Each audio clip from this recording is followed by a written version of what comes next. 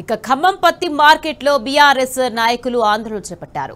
పత్తి రైతుల పట్ల కేంద్ర రాష్ట్ర ప్రభుత్వాల వివక్షను ఎండగడుతూ నిరసన తెలిపారు. ఇక రాష్ట్ర వ్యాప్తంగా పత్తి రైతులు ఎదుర్కొంటున్న సమస్యలపై ఆందోళన చేపట్టాలని బీఆర్ఎస్ వర్కింగ్ ప్రెసిడెంట్ కేటీఆర్ పిలుపు మేరకు ఎంపీ వద్దిరాజు రవిచంద్ర, ఎమ్మెల్సీ తాత మధుసూదన్, మాజీ ఎమ్మెల్యేలు సండ్ర వెంకట వీరయ్య, కందాల ఉపేందర్ రెడ్డి, జెడ్పీ మాజీ చైర్మన్ లింగాల కమల్ రాజు ఇతర నేతలు ఆందోళనలో పాల్గొన్నారు.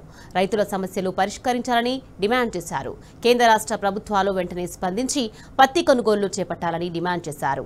పత్తి రైతుల పట్ల కేంద్ర రాష్ట్ర ప్రభుత్వాల వివక్షను ఎండగడుతూ పట్టణంలో భారీ ర్యాలీ తీశారు బీఆర్ఎస్ నేతలు.